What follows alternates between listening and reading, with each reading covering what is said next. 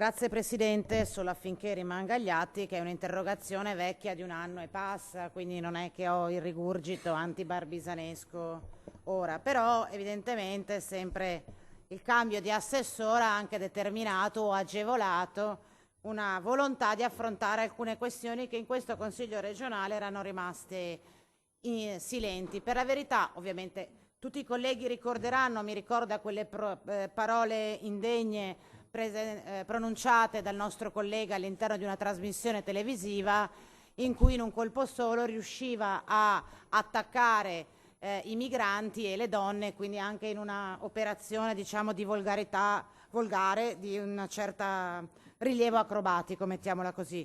Peraltro ricorderemo tutti che a seguito di quelle affermazioni in diretta TV del collega Barbisan il suo partito annunciò sospensioni, espulsioni, provvedimenti. A 1 anno di distanza, ecco, almeno questa interrogazione ci consente di dire che nulla è stato fatto, la cosa è andata, diciamo, nel dimenticatoio, a dimostrazione di quanto fosse davvero indignata la dirigenza della Lega di Salvini rispetto a quelle affermazioni. Un po' di titoli di giornali, chiusa pagina, si ricomincia come se nulla fosse accaduto.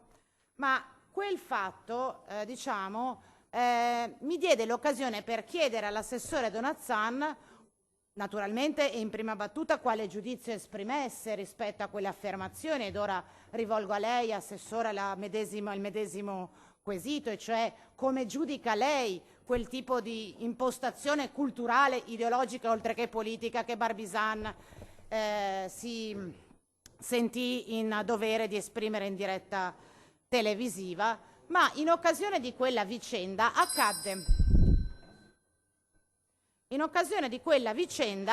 un fatto strano, e cioè che la Commissione Pari Opportunità della Regione del Veneto, che è quell'organismo costituito in seno al Consiglio regionale per presidiare esattamente l'onorabilità del genere femminile e in generale l'immagine che le istituzioni dovrebbero restituire delle donne, malgrado al proprio interno ci fosse maturata, diciamo così, la convinzione che appunto fosse necessaria prendere una posizione ufficiale come Commissione Pari Opportunità della Regione del Veneto per stigmatizzare le parole del consigliere Barbisan, dicevo, malgrado ci fosse questa convinzione, per 1 settimana intera i comunicati stampa che la Commissione Pari Opportunità aveva proposto all'assessore Donazzan, a cui la Commissione faceva riferimento, erano rimasti fermi, immobili, sulla scrivania dell'assessore che l'ha preceduta.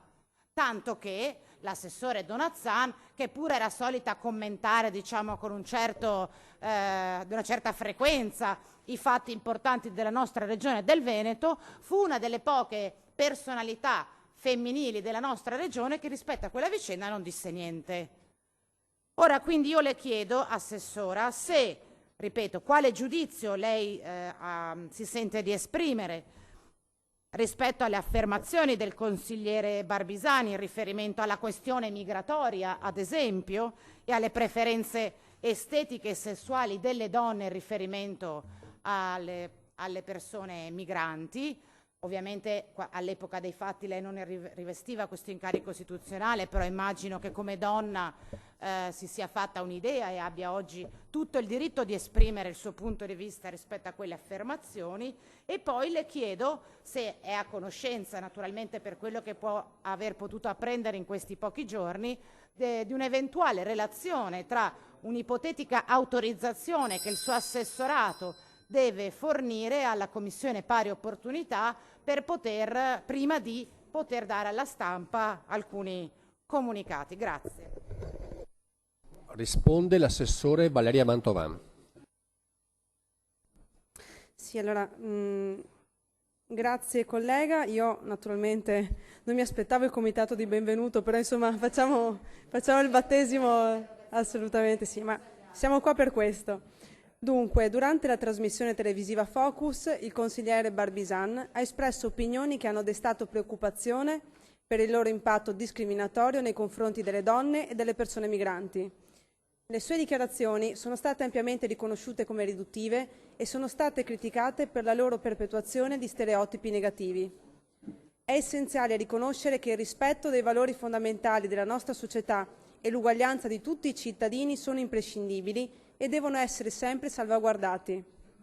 Di fronte a tali affermazioni è cruciale considerare il dettato costituzionale e il ruolo che svolgono i rappresentanti istituzionali e politici. La Costituzione infatti sottolinea l'obbligo di integrità e onore per i rappresentanti delle istituzioni e afferma l'uguaglianza di tutti i cittadini davanti alla legge.